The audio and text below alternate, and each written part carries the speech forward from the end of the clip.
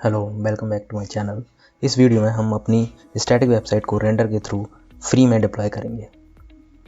ये हमारी वेबसाइट है। पहले मैं आपको दिखाऊंगा कि हम इसको गिटहब में किस तरह से पुश करेंगे एंड देन उसके बाद हम गिटहब से कैसे रेंडर पर डिप्लॉय करेंगे।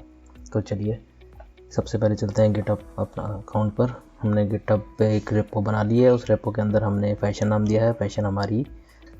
तो जिस हम यहाँ पे देख लेंगे कि हमारा क्या है, हमें पुश करनी है अपनी जो हमारी रिपोजिटरी पड़ी हुई है। तो मेरी ये रिपोजिटरी है। यहाँ पे मैं कमांड लाइन ओपन करता हूँ।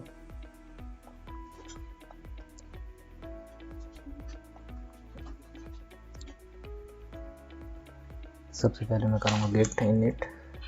उसके बाद मैं इसमें गेट रिमोट ऐड ओरिजिन यहाँ से कॉपी करेंगे, पेस्ट करेंगे। हम अब करेंगे Git push -u-f origin master. हाँ जी, तो हमने चेंजेस पुश कर दिए हैं। एक्चुअली में रीज़न ये था कि हमने कुछ ऐड नहीं करा था और कमेंट भी नहीं करा था, इस वजह से हम पुश नहीं कर पा रहे थे। क्योंकि जब हमारे पास कुछ फाइल्स ही नहीं थी तो हम क्या पुश करेंगे, इस वजह से हमें एरर दिखा रहा था। एंड अभी हमने पहले हमारी कमांड थी गिट ऐड एंड देन हमने गिट कमिट करा, फर्स्ट कमिट, एंड देन उसके बाद हमने गिट पुश कर दिया ओरिजिन में जो हमने यहाँ पर स्टेप दे रखे हैं उसके अकॉर्डिंग। ठीक है, अब हम अपने गिटहब रेपो पर जाएंगे। इसको रिफ्रेश कर लेते हैं। यहाँ पर हमारा सारा कोड आ गया होगा। यहाँ पर हमारा कोड आ गया है, index.html आ गई है। हमने रीड में ऐड नहीं करी है, रीड में ऐड कर देते हैं। अभी के लिए इसको ऐसे फैशन ही रखते हैं, कमिट चेंजेस।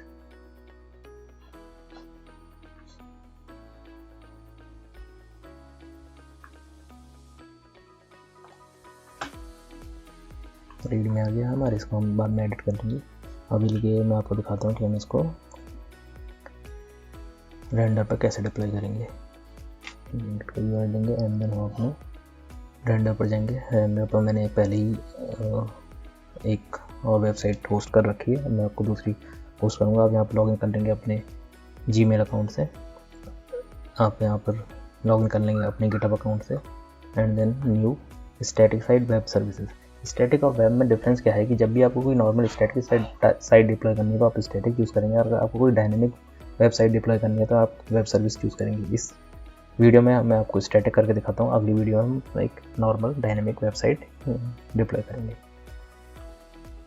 यहाँ पर हम कनेक्ट कर लेते हैं फैशन को, हमारी ये रेपो है, कनेक्ट कर लिया।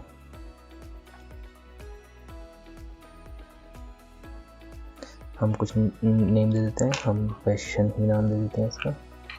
ब्रांच हमारी मेन ही है। रूट डायरेक्टरी एम्प्टी रखते हैं, बिल्ड कमांड एम्प्टी रखते हैं, और ये हम रखते हैं एम्प्टी क्योंकि हमारा कोई बिल्ड फोल्डर नहीं है। अब हम करेंगे क्रिएट स्टैटिक साइट।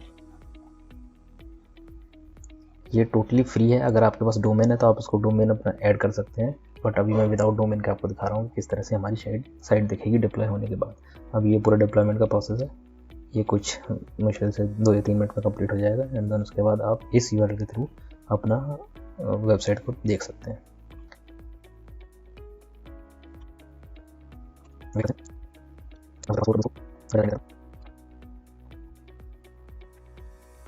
रेंडर पर आप 100 GB तक का डेटा यूज़ कर सकते हैं, मतलब 100 GB तक की आप जब तक आपकी फुल नहीं आती तब तक आप वेबसाइट डिप्लॉय कर सकते हैं। एंड आप डोमेन अगर आपके पास है तो डोमेन जैसे आपने कहीं से भी परचेज करा हो, नेमजीप से या गोडैडी से, आप उसकी भी सेटिंग कर सकते हैं। जब तक ये बिल्ड कंप्लीट होता है तब तक हम यहाँ पर सेटिंग्स में जाकर देख लेते हैं कि हमें कहाँ पर यूआरएल डालना है। अगर मेरे पास अपना डोमेन है तो यहाँ पर मैं कस्टम डोमेन पर अपना कस्टमर डोमेन ऐड कर सकता हूँ। डीएनएस कॉन्फ़िगरेशन से ऐड करनी पड़ेंगी, ये अब मैं किसी नेक्स्ट वीडियो में आपको दिखा दूँगा। तो यहाँ पर हम कस्टम डोमेन ऐड कर सकते हैं। चलिए अब तक लेते हैं हमारा अभी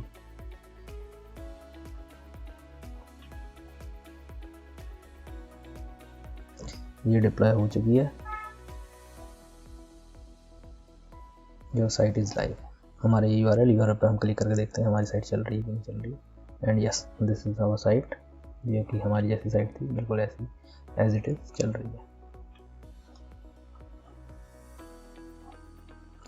ये हमारा यूआरएल है। नॉर्मली जब आपका डिफ़ॉल्ट यूआरएल रहेगा तो onrender.com के नाम से आएगा। तो चलिए इस वीडियो में इतना ही।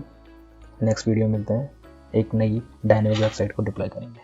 और एक और चीज़ मैं आपको बताना भूल गया कि हम रेंडर पर फ्री में डिप्लॉय कर सकते हैं अपनी वेबसाइट्स को। और ये वेबसाइट रनेबल है, आप इसको कहीं पे भी अपने जैसे कोई क्लाइंट्स को दिखाना हो या कहीं पर भी आपको शो करना हो, आप इसको शो कर सकते हैं। चलिए, और इसी तरह के वीडियोस के लिए आप चैनल को सब्सक्राइब कर सकते हैं। मैं इस तरह की वीडियोस फ्यूचर में लाता रहूँगा। Thank you.